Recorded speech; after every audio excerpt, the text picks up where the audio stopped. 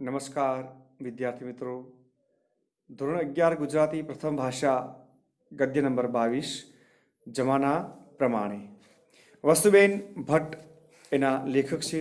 જન્મ 23/3/1924. વસુબેન જનાર્દન રામપ્રસાદ ભટ્ટનો જન્મ વડોદરામાં થયો હતો.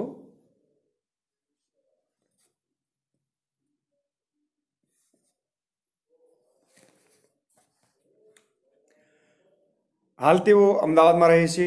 મુખ્યત્વે તેઓ વાર્તાકાર તરીકે જાણીતા છે. પાંદડે પાંદડે મોતી, સરસીજ, દિવસે તારા, રાતે વાદળ, ઘડીક અષાઢ ને ઘડીક ફાગણ તેમના વાર્તા સંગ્રહ છે. માણારાજ તેમની હાસ્યસભર વાર્તાનો સંગ્રહ છે. ઝાકળ પીછોડી નામની એક લઘુ નવલ પણ તેમણે લખી છે. જમાના પ્રમાણે, જમાના એટલે કે જો આજની જનરેશન પ્રમાણે, એમ કે જમાના પ્રમાણે એટલે કે આજની જનરેશન પ્રમાણે, આ પેઢી પ્રમાણે, એમ કે 21મી સદી પ્રમાણે કે તો પોતાની સીધી સાદી અને સંસ્કારી નમાઈ પુત્રી નીલા જો જમાના પ્રમાણે પહેરી ઓઢી નવતર ઠાઠ ઠસ્સો અને ફેશન અપનાવે તો લગ્ન માટે વહેલી પસંદગી પામે એવી માન્યતા ધરાવતા બિહારીના અતિ સૂક્ષ્મ સંચલ મનોભાવનું નિરૂપણ આ વાર્તામાં થયું છે. વાર્તાકારે નીલાના પાત્રમાં એવું બાહ્ય પરિવર્તન લાવીને બિહારીને પ્રતીતિ કરાવી છે કે જીવનમાં કૃત્રિમતા કરતા વ્યક્તિની જે સહજતા જ એ વિશેષ શોભી રહે છે. સહજતા જ સહજ સ્વભાવ એ શોભી રહે છે. સ્થૂળ પ્રસંગ નિરૂપણને બદલે બે પાત્રોના સંવાદ અને મનોમંથનનો પ્રયોગ કરીને લેખિકાએ પરિસ્થિતિને ટૂંકી વાર્તા માટે જરૂરી એવા લાઘવમાં રજૂ કરી કલા સૂઝ દાખવી છે. આ વાર્તાનો કેન્દ્રવર્તી વિચાર શું છે? મધ્યવર્તી વિચાર કે જીવનમાં કૃત્રિમતા કરતા વ્યક્તિની સહજતા જ વિશેષ શોભી રહી છે. જેવા હોવ એવા દેખાવ, પોતાનો જે મૂળ સ્વભાવ છે એ ન છોડો, મૂળ સ્વભાવથી વિરુદ્ધ ન જાઓ. કારણ કે જો મૂળ સ્વભાવથી વિરુદ્ધમાં તમે નાટક કરવા જાઓ ને તો નાટક છે એ આપણું ખુલ્લું પડી જાય છે. એટલે આપણો મૂળ જે સ્વભાવ છે એને વળગી રહો. જેવા હોવ એવા દેખાવ. મનને મનાવી બિહારી જવા તૈયાર થયો. ધોતિયાની પાટલી સરખી કરી, માથે ટોપી મૂકી, હાથમાં લાકડી લઈ ચાલવા માંડ્યું. બિહારી છે અને એની પત્ની, એની દીકરી છે. તો મનને મનાવી બિહારી જવા તૈયાર થયો. ધોતિયાની પાટલી સરખી કરી, માથે ટોપી મૂકી, હાથમાં લાકડી લઈ અને ચાલવા માંડ્યું. ત્યાં ખ્યાલ આવ્યો કે બારણે તાળું મારવાનું તો રહી ગયું. બારણે તાળું મારતા માંડ તૈયાર કરેલું મન ભાંગી પડ્યું. બારણા ફરી જોશથી અફાળીને બંધ કર્યા. એને જો અપસેટ છે, આ બિહારી છે, થોડો ચિંતિત છે. બારણી તાળું મારતા એમ કે માંડ એમ કે તૈયાર કરેલું મન છે ભાંગી પડ્યું. બારણા ફરી જોરથી એને અફાળીને બંધ કર્યા. અફાળીને એટલે કે જોરથી એને ખેંચ્યા, અફાળીને બંધ કર્યા. બારણાની માફક મગજમાં અથડાતા વિચારોને રોકાવાના પ્રયત્નોમાં એને અફળાતા સફળતા ન મળી. એના મનની અંદર જે વિચારો આવ્યા એ વિચારોને રોકવાના પ્રયત્નોમાં એને સફળતા ન મળી. મગજ થાકી ગયો અને પગ લથડિયા ખાવા લાગ્યા. પગથિયા પાસેનો થાંભલો પકડીને ત્યાં જ બેસી ગયો. બહારના રસ્તેથી 3-4 સમવયસ્ક કન્યાઓ રંગરંગીન પોશાકમાં હસતી કૂદતી એકબીજાને ધબ્બા મારતી પતંગિયાની માફક પસાર થઈ. તો આ જે બિહારી છે પોતાના ઘરના બારણાની પાસે છે ત્યારે બહારના રસ્તેથી એમ કે 3-4 સમવયસ્ક કન્યાઓ એટલે કે પોતાની દીકરી જે નીના છે એની સરખી ઉંમરની જે કન્યાઓ છે એ રંગરંગીન પોશાક પહેરેલા હતા, એને વસ્ત્રો પહેરેલા હતા અને હસતી કૂદતી એકબીજાને ધબ્બા મારતી એ પતંગિયાની માફક પસાર થઈ. આ છોકરીઓને જોઈ નાખી દીધેલી નિરાશા વળી પાછી બિહારી પર ચઢી બેઠી. અને આ હસતી કૂદતી ઉછળતી ધબ્બા મારતી છોકરીઓને જોઈ નાખી દીધેલી જે નિરાશા એ વળી પાછી એમ કે બિહારી પર ચઢી બેઠી. નીલાને નહીં તો કોઈ બહેનપણી કે નહીં કોઈ સહિયર વિચાર થયો એને કે પોતાની દીકરી નીલાને નહીં તો કોઈ બહેનપણી કે નહીં કોઈ સહિયર, નહીં પહેરવા ઓઢવા નહીં કે ફરવા હરવાનો શોખ, બસ જ્યારે જુઓ ત્યારે એમ કે ઘરના એ કામમાં જ પ્રવેલી હોય. ચિંતા કરી રહ્યો છે કે પોતાની દીકરી નીલાને નહીં તો કોઈ બહેનપણી કે કોઈ સહિયર, નહીં પહેરવા ઓઢવાનો શોખ કે નહીં હરવા ફરવાનો શોખ, બસ જ્યારે જુઓ ત્યારે ઘરમાં એકલસોડું જીવન એનું. ઘેરાયેલા આકાશમાં ઘનઘોર વાદળો ઉમટી આવતા સદંતર અંધકારનું સામ્રાજ્ય વ્યાપી જાય તેમ બિહારીલાલનું અંતર નિરાશના અંધકાર અને દુઃખના ભાર નીચે દબાઈ ગયું. આકાશમાં વાદળોથી ઘેરાયેલું એમ કે આકાશ છે એ એમ કે વાદળોથી ઉમટી આવતા એમ કે સ્વતંત્ર આકાશનું એમ કે અંધકારનું સામ્રાજ્ય છવાઈ જાય એવી રીતે આ બિહારીલાલનું જે અંતર છે, મન છે, એ નિરાશાના અંધકાર અને દુઃખોના ભાર નીચે દબાઈ જાય છે.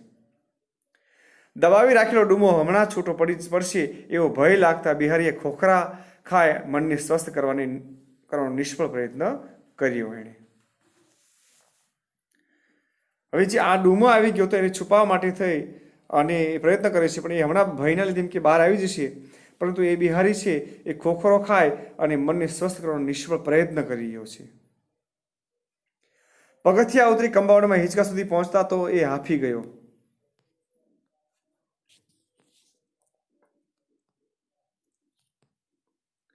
ટોપી ઉતારી હિંચકા પર બેસી ગયો.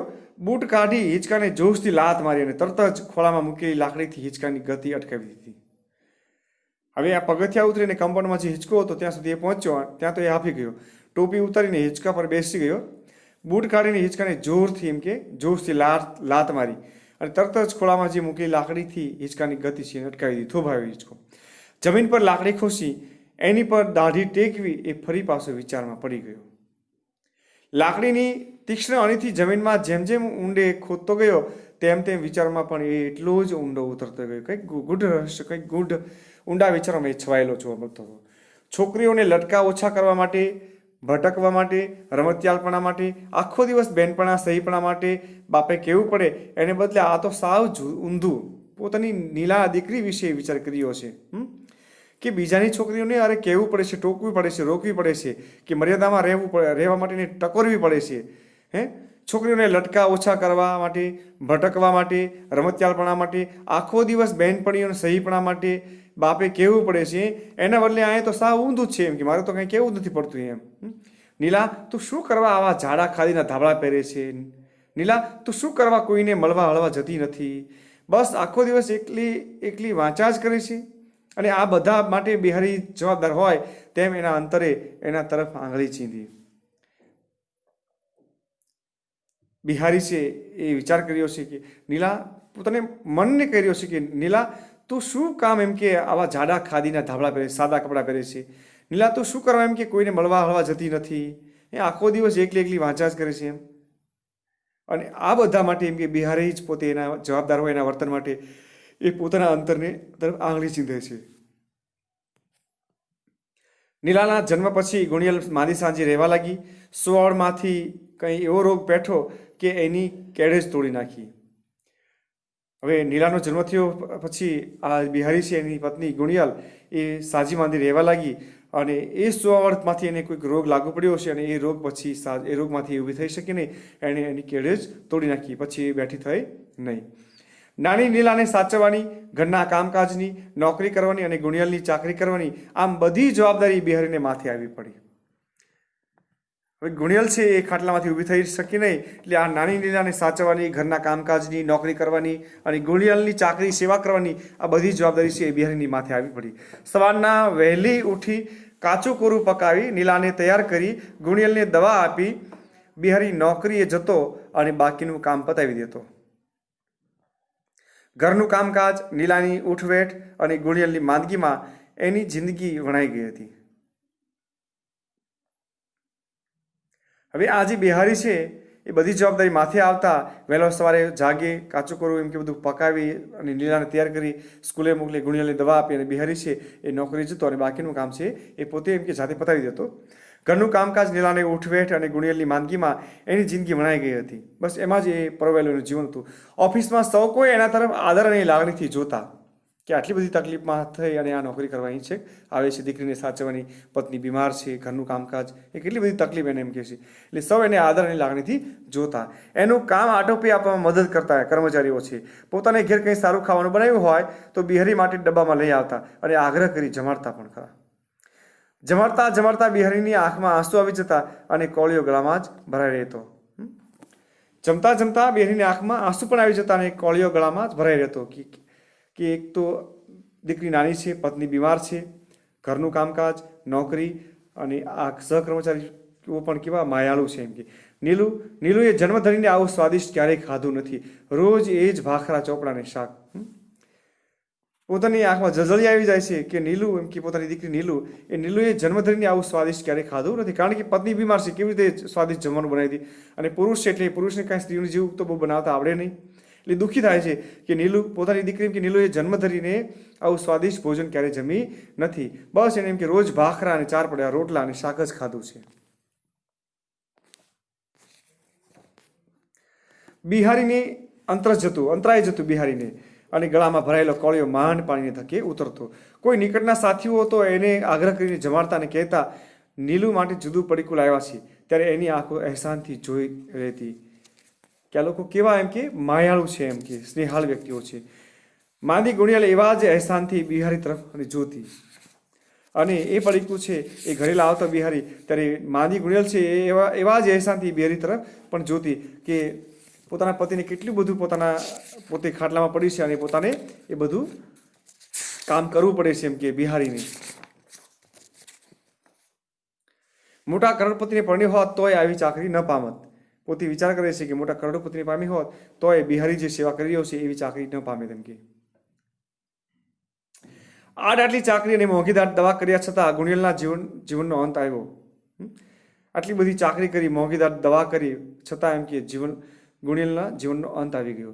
આ વિશાળ દુનિયામાં બાપ દીકરી એકલા પડ્યા, એકબીજાની ઓથ અને સાથ એમની જિંદગીના ટેકા બન્યા. ગુણિયલ મરી ગઈ પછી બાપ અને દીકરી છે એકલા પડ્યા, અને એકબીજાની ઓથાર અને સાથ એ એકબીજી જિંદગીના એ ટેકા બન્યા. બાપ છે દીકરા સહારે રે, દીકરી છે પિતાને સહારે રે, અને બંને એવી રીતે સાથે જિંદગીના એ ટેકા બન્યા. તે પછીની બિહારીની જિંદગી એટલે નીલા, અને એ પછી બિહારીની જિંદગીમાં નીલા. જિંદગી એટલે નીલા જ. સવારના કામમાંથી પરવારી એને નિશાળે મૂકી આવે, 4 વાગતા નિશાળેથી ઓફિસે લઈ આવે. નીલા ઓફિસમાં રમે કે વાંચે, ઓફિસનું કામકાજ પતાવી પિતા પુત્રી ઘરે સાથે આવે. મોસાળેથી મામા મામી આગ્રહ કરીને નીલાને રહેવા બોલાવતા, પણ એ જતી નહીં. પોતે જાય તો પિતા એકલા શું કરે? નાની ઉંમરે પુત્રીની આ સમજ જોઈ બિહારી હરખાતો. જો મામા અને માસી મોસાળમાં બોલાવે પણ એ જતી નહીં, અને પોતે વિચારે કે પોતે જો મામાને ઘરે જાય તો પિતાજી તો એકલા પડી જાય, એકલા શું કરે? અને આવી સમજથી છે બિહારી છે ખૂબ હરખાતો. માં મરી ગઈ તેથી શું પોતે કમ છે કે દીકરીને મોસાળે મોકલી દે? એવું પોતાને ગૌરવ હતું કે એની માં મરી ગઈ છે પણ હું એની માં જ છું ને, એમ કે પોતે એવું વિચારતો. માં અને બાપની બેવડી જવાબદારીથી બિહારી એનું જતન કરતો. મા વગરની દીકરીને કોઈ ફસાવી કે ફોસલાવી ન જાય તેની ચાપતી દરકાર એ રાખતો. બિહારી છે એ નીલાની દરેક સંભાળ રાખતો હતો. મા વગરની દીકરીને કોઈ એમ કે ફસાવી જાય અથવા તો ફોસલાવી ન જાય તેની એ ચાપતી દરકાર પણ રાખતો. હા, જમાના પ્રમાણે આજનો સમય છે કે ઘણા સમાજની અંદર એવું કહેવાય કે દીકરીઓને બહાર ભણવા ન મુકાય, હોસ્ટેલમાં ન મુકાય. હા, ઘણા મા બાપોને એવા ખરાબ અનુભવો થતા હોય છે કે દીકરીઓ છે એ પોતાના સમાજ વિરુદ્ધ, પોતાના કુટુંબ વિરુદ્ધ, પોતાના મા બાપની ઈચ્છાની વિરુદ્ધ છે એ લગ્ન કરી લેતી હોય છે, અને મા બાપના સપનાઓ છે એને રાજી ખુશીથી એને વાજતે ગાજતે વળાવવાના જે સપના છે એ અધૂરા રહી જતા હોય. એટલા માટે થઈ અને આ બિહારી પણ છે એ મા વગરની દીકરીને કે કોઈ ફસાવી ન જાય કે ફોસલાવી ન જાય એવી ચાપતી દરકાર પણ રાખતો હતો. એનામાં કુસંગની અસર ન પડે એની પણ દરકાર રાખતો હોય. પોતાની જ આસપાસ પિતાના સુખની સીમાઓ અંકી થયેલી છે એ સમજતા નાની નીલાને વાર લાગી નહીં. એની નાની દુનિયામાં પિતા સિવાય કોઈ હતું જ નહીં. અને આ નાની નીલાને પણ સમજાઈ ગયું કે પોતાની આસપાસ પિતાના સુખની સીમાઓ અંકિત થયેલી છે, એ સિવાય બીજું કંઈ છે નહીં. અને એ નાની દુનિયામાં પિતા સિવાય બીજું કંઈ હતું જ નહીં, એમ કે એ નાની નીલા છે એને એ સમજવામાં વાર લાગી નહીં. નીલા પર સારા સંસ્કાર પડે એ હેતુથી નીતિ કથા, મહાપુરુષોના જીવન ચરિત્ર અને સંત મહાત્માઓના ઉચ્ચ આદર્શોની એ વાતો કરતો નીલાની સાથે. જાત મહેનત અને સાદાઈમાં સુખ સમાયેલું છે તેવું પોતાના વર્તનથી અને વાંચનથી વારંવાર ઠસાવતો. ચારિત્ર અને સાદા એટલે બિહારીની દીકરી. હવે નાનપણથી જ આવા સંસ્કારનું સિંચન કરતો આ બિહારી છે એટલે નીલામાં પણ આવા સંસ્કારો ઉતરી આવ્યા હતા.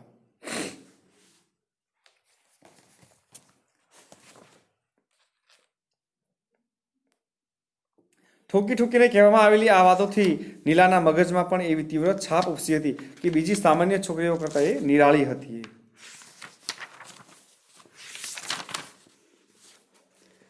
એટલે ખૂબ બિહારીના આવા જે સંસ્કારો હતા થોપી અને એ વાતોથી એમ કે નીલાના મગજમાં એ તીવ્ર એની છાપ ઉપસી એવી હતી કે ખરેખર જીવન આવું જ હોવું જોઈએ એમ, કે જેથી એમ કે બીજી સામાન્ય છોકરીઓ કરતાં એ અલગ હતી, નિરાળી હતી. બીજી છોકરીઓ આછકલી હતી, ઉછંખરોળ અને અધકચરી છે. બીજી છોકરી કેવી હતી? ઉછાસરો સ્વભાવ હોય, આછકલાય કરતી હોય અને અધકચરી હતી. ખરેખર એ ઠરેલી બુદ્ધિનો ન હોય. એ બધાના અને પોતાના રાહ ન્યારા છે અને એ બધાના રસ્તા અને રાહ અલગ અલગ છે. કોઈ તહેવાર કે ઉત્સવમાં એ કોઈ સાથે ભળતી નહીં. નીલા છે કોઈ ઉત્સવમાં ભળે નહીં. એનો સમગ્ર રસ ઘર અને પિતામાં સમાપ્ત થતો હતો. એનો જે સમગ્ર આનંદ છે, જે રસ છે, એ ઘર અને પિતામાં સમાપ્ત થઈ ગયો હતો. પોતાની અને માની પાછળ પિતાએ જે જહેમત અને પરિશ્રમ ઉઠાવ્યા હતા તેની એના નાનકડા મગજમાં એવી ઊંડી અસર થઈ હતી કે કોઈનાએ કહ્યા વગર એણે પિતાજીનો ભાર હળવો કરવા માંડ્યો. પોતાના પિતા અને ઘર સિવાય એનું બીજું કંઈ હતું નહીં. બસ પિતા અને એનું ઘર એ જ એનું સર્વસ્વ હતું. એટલે કોઈને કહ્યા વગર એણે પિતાજીનો ભાર છે એ હળવે હળવે ઓછો કરવા માંડ્યો, હળવો કરવા માંડ્યો. જેટલી બિહારી એની દરકાર રાખતો એટલી જ નાના હાથે એની બિહારીની રાખવા માંડી. સવારના દાંતણ, મંજન અને લોટો ગોઠવી બિહારીને ઉઠાડતી. નાહવા માટે ગરમ ઠંડા પાણીની ડોલો ચકચકિત ઘસીને રાખતી. ટુવાલ અને કપડાં ગોઠવી નાહવા માટે બોલાવતી.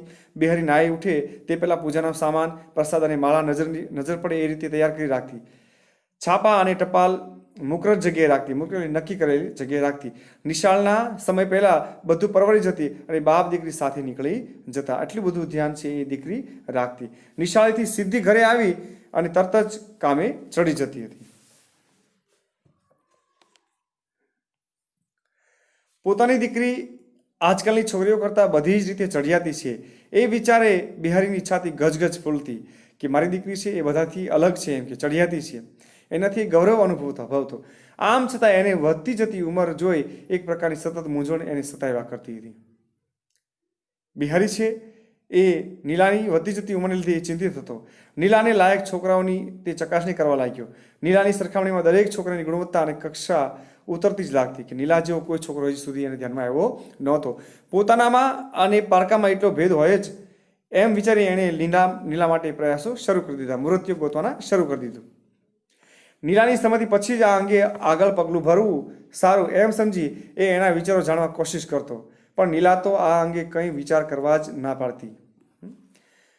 બિહારી છે એ પોતાની દીકરીની સંમતિ જ લઈ અને પછી એમ કે આગળ પગલું ભરવું, એના માટે લગ્નની વાત કરવી એમ સમજી અને એના વિચારો જાણવા એ કોશિશ કરતો. પણ નીલા તો એ આ અંગે કોઈ વિચાર કરવા ના પાડતી હતી. મારે તો મીરાબાઈ થવું છે. જુઓ નીલા, મારે તો મીરાબાઈ થવું છે. પોતાના તરફની લાગણીને લીધે પુત્રી ના કહે છે એમ સમજી બિહારીએ હેતથી સમજાવ્યું કે એના સુખ સગવડ અને સલામતીમાં પોતાની શાંતિ અને આબાદી સમાય છે. તારા સુખે હું સુખી છું, એમ કે મારી શાંતિ અને આબાદી તારા સુખે સુખી છે, એટલે તું એમ કે લગ્નની હા પાડી દે. આમ સમજાવ્યા છતાં જ્યારે નીલાએ પોતાની હઠ ચાલુ રાખી ત્યારે બિહારીને થયું આટલી શાણી દીકરીને પણ હજી સંસારની ગંભીરતાનો ખ્યાલ નથી. એમ કે આટલી શાણી સમજદાર દીકરીને હજી સંસારનું ભાન નથી. એમ કદાચ શરમની મારી પણ ના કહેતી હોય, કંઈ નહીં, એકવાર નક્કી કરીશું એટલે એની મેળે વાત વળી જશે. એમ કે કદાચ એ શરમની મારી ના પાડતી હોય પણ એમ કે એકવાર વાત નક્કી કરીશું એટલે એને મેળે એમ કે મન વળી જશે, એમ લગ્નનું હા પાડી દેશે. એમ કે આ વિચારે એણે સર્વ દિશામાં પ્રયત્નો આદરી દીધા. મામા, જયાવા સૌને નીલા માટે સારો સાથી શોધવા કહ્યું. ત્યારે કેવો મૃત્યુ જોઈએ તે અંગે ઝીણવટથી સમજાયું. બધી રીતે યોગ્ય મળે તો જ આપણે આગળ પગલું ભરવું. આપણી દીકરી ફરિયાદ કરતી ઘરે ન આવી જોઈએ કે દુઃખી થવી ન જોઈએ. અને આ વિચારે એમ કે સર્વ દિશામાંથી પ્રયત્નો આદરી દીધા કે મૃત્યુના માગા આવવા માંડ્યા. મામા અને જયાબાઈ સૌને નીલા માટે એમ કે સારો સાથી શોધવા કહ્યું. ત્યારે તારે કેવો મૃત્યુ જોઈએ ત્યારે એને ઝીણવટપૂર્વકથી સમજાવ્યું કે બધી વાતે યોગ્ય મળે તો જ એમ કે આપણે આગળ પગલું ભરવું છે. એમ કે આપણી દીકરી છે એ ફરિયાદ કરતી ઘરે આવી જોઈએ ને, દુઃખી થવી, આંસુડા પાડતી દુઃખી થવી આપણા ઘરે આવી જોઈએ નહીં. નીલાને મેળવવા કેટલાય છોકરાઓ પડાપડી કરે છે. સુંદર, દેખાવડો યુવાન, ચારિત્રશીલ વર, સરસ ઘર, ઉચ્ચ કુટુંબ બધું જ નીલાને સામે ચાલીને મળ્યું. આ નીલાને મેળવવા કેટલાય છોકરાઓ પડાપડી કરે છે. એમ કે સુંદર, દેખાવડો યુવાન, ચારિત્રશીલ વર, સરસ ઘર, ઉચ્ચ કુટુંબ બધું જ નીલાને સામે ચાલીને એમ કે મળ્યું. એમાંથી કોને પસંદ કરવો એવી મીઠી મૂંઝવણ અને કાલ્પનિક સુખની સમાધિમાંથી સખત આંચકા સાથે એ જાગી ઉઠ્યો. સૌ તરફથી એક સરખો જવાબ આવ્યો. આ બધું એને મળ્યું, પરંતુ કાલ્પનિક સુખની સમાધિમાંથી સખત આંચકા ખાતો આ બિહારી છે જાગી ઉઠ્યો અને સૌ તરફથી એક સરખો જવાબ આવ્યો, છોકરી આમ સારી ખરી. શું કહે? છોકરી આમ સારી ખરી, પણ જમાના પ્રમાણે રહેતા નથી આવડતું. આ મૂંઝવણ થઈ વળી. કેવા કપડાં પહેરે ઓઢે છે, સિનેમા નાટક વિશે તો જાણતી જ નથી. આજે છોકરીઓ જેવી નહીં, દેખાવે સારી છે તેથી શું, જુવાનીનો તરવાટ ન મળે, અકાળે વૃદ્ધ થઈ ગઈ છે. હોશિયાર હોશિયાર બધા કરે તેથી શું દાડા વળવાનો. આપણે ઓછી તત્વજ્ઞાનની ચર્ચા કરવાની છે. આપણે કંઈ ઘરકામ કરવાવાળી નથી જોઈતી. છોકરા સાથે બે ઘડી હસી બોલીને મન બહેલાવી ન શકીએ તો શા કામની? જમાના પ્રમાણે તો નહીં. જો જમાના પ્રમાણે આજની આ યુવાન પેઢી છે ને, એ મને ખરેખર મારે કહેવું જોઈએ કે એ આજનો આ યુવા વર્ગ છે એ લગભગ એ શેખ ચલીની જેમ હવાઈ તરંગોમાં રાચનારો જોવા મળે છે. એ આજની પેઢી એમ કે જમાના પ્રમાણે તો કંઈક વધારે મને ઓવર થતું હોય એવું લાગે છે, વધારે પડતું હોય એવું લાગે છે કે સ્થળ અને કાળ પ્રમાણે આજનો યુવાન છે એ વર્તન કરતો જોવા મળતો નથી લાગતો. એમ કંઈક એનામાં ઘટતું હોય, કંઈક એનામાં ખૂટતું હોય એવું જોવા મળતું હોય એવું લાગી રહ્યું છે. હા, સરસ મજાની હેરસ્ટાઈલ હોય, વાળ સેટ હોય, સરસ મજાના પૂરેપૂરા અંગો ઢકાય એવા કપડાં પહેર્યા હોય, કંઈક પ્રોફેશનલ દેખાતો એ વસ્તુ બરોબર છે, પરંતુ આજે પશ્ચિમી સંસ્કૃતિનું જો આંધળું અનુકરણ કરી રહ્યા છે, જ્યારે આપણી સંસ્કૃતિનો હ્રાસ થતો જોવા મળતો હોય એવું લાગી રહ્યું છે. ટૂંકા કપડાં પહેરશે, કાં તો કાપાવાળા કપડાં પહેરશે, એવી અલગ અલગ પ્રકારની હેરસ્ટાઈલ કરશે, દાઢીની પણ અલગ અલગ સ્ટાઇલ હોય છે. તો આ તો બધું કેવું લાગે?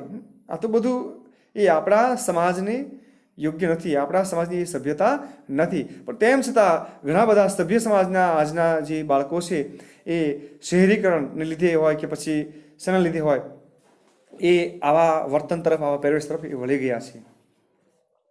હા, જોઈએ જમાના પ્રમાણે તો જોઈએ જ, પણ વિચારો જમાના પ્રમાણે હોવા જોઈએ અને વસ્ત્ર પણ એવા પ્રમાણે ચેન્જ કરવા જોઈએ. પણ એટલી બધી તો હદ ન વટાવવી જોઈએ કે જેનાથી આપણું ઉછાસલાપણું દેખાઈ આવે. એટલે આ નીલાને પણ એમ કે આવી રીતે કોઈ કહેતા કે છોકરી આમ સારી ખરી પણ જમાના પ્રમાણે તો રહેતા આવડતું નથી. કેવા કપડાં પહેરે છે સામાન્ય, એમ દેખાવે સારી છે તે શું, એમ કે જૂનાનો તરવાટ નથી, અકાળે વૃદ્ધ થઈ ગઈ છે, હોશિયાર બધા કરી એથી હું કે દાડા વળવાના છે. આપણે કાંઈ ઓછા એમ કે તત્વની ચર્ચા કરવાની છે, આપણે કાંઈ ઘરકામ કરવાવાળી જ જોઈતી. છોકરા સાથે એમ કે ઘડી એમ કે મન બહેલાવી ન શકે તો શું કામની.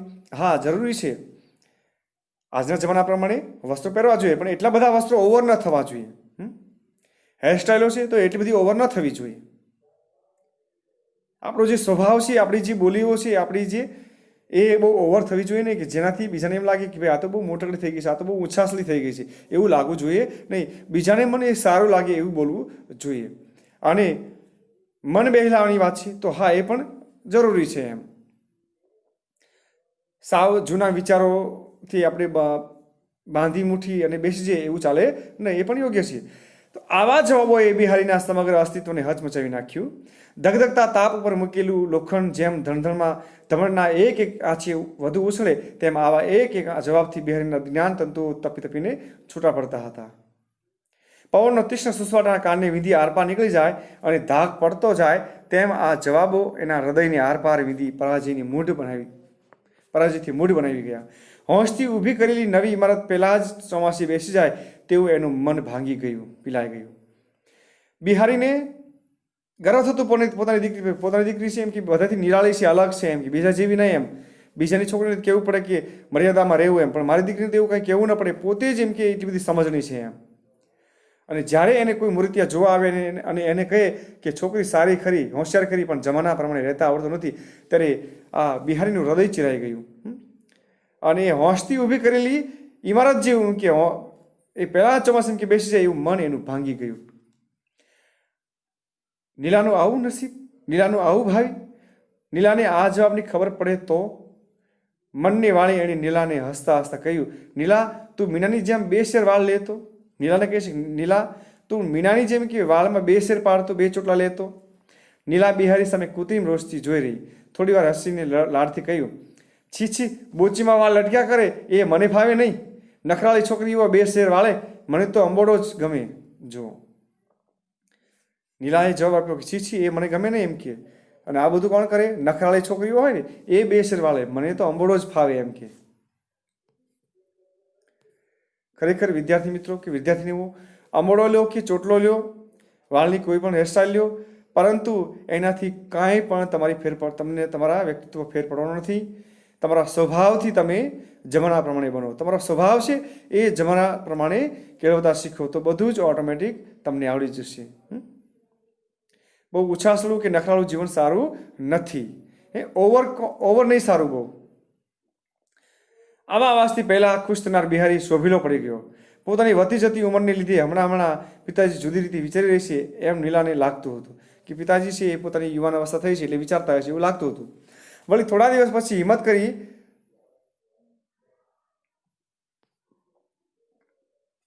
બિહારી બજારમાંથી સરસ સાડી લઈ આવ્યો. નીલા, તું આ સાડી પહેર, આજે આપણે સિનેમા જોવા જઈએ. એટલે થોડા દિવસ પછી આ બિહારી છે બજારમાં જાય અને સરસ મજાની સાડી લઈ આવ્યો. અને નીલાને પૂછ્યું કે નીલા, આ સાડી પહેર, આપણે એમ કે સિનેમા હોલમાં જઈએ સિનેમા જોવા.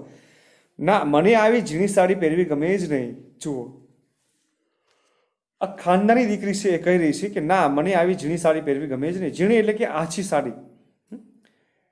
આછી સાડી. કદાચ કોઈ નવવધુ છે ઘૂમટો તાણે હોય તો ઘૂમટામાં કોઈ બીજા વ્યક્તિ છે એનું મુખ જોઈ શકે એવું આછી સાડી એમ કે.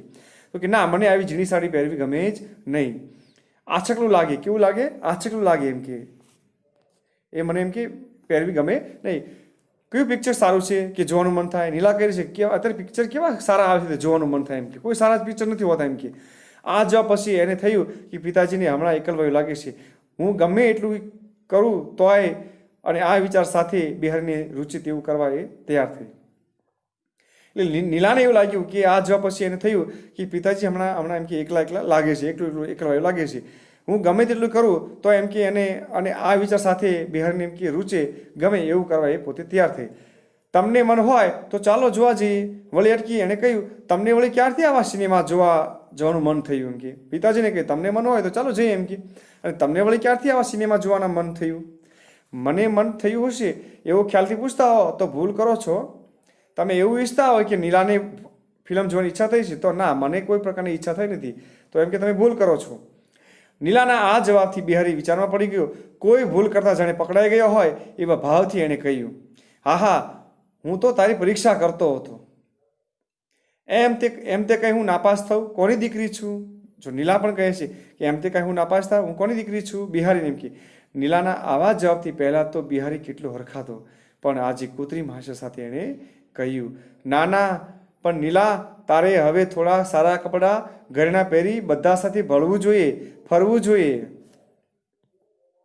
પહેલાં એ વિચારતો કે મારી દીકરી ઉછાસલી નહીં, સંસ્કારી છે, ગુણિયાલ છે. અને આજે એ દીકરીનો આવો જવાબ છે કે હું કોની દીકરી છું? તમારી દીકરી છું એમ.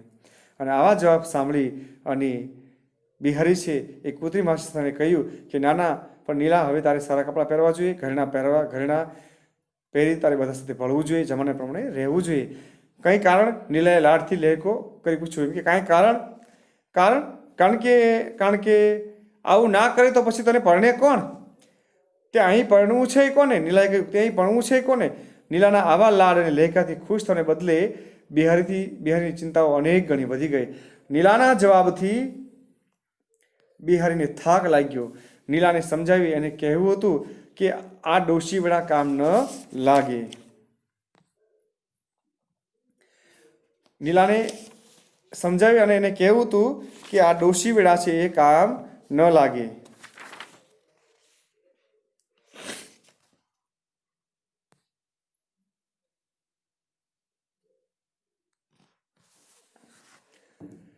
જમાના પ્રમાણે તારે રહેવું જોઈએ, પણ ક્યાં મોએ એ કહી શકે? જેણે આટલા વર્ષોથી સાદાઈના ઉપદેશો આપ્યા હતા તે એની વિચારસરણી કેવી રીતે એકદમ બદલી નાખી? એને ગળે એ કેમ ઉતરે? પોતાના કરતાં જયાબા કે મામા સારી રીતે સમજાવી શકશે એમ માની એણે વાત એમના પર છોડી, પણ એ બંને હાથ ધોઈ નાખી કહ્યું. વિદ્યાર્થી મિત્રો, આ વાર્તા આપણે અહીં સુધી રાખીએ છીએ. આગળની વાર્તા છે આપણે બીજા વિડીયોમાં જોઈશું. અસ્તુ. જય હિન્દ, જય ભારત.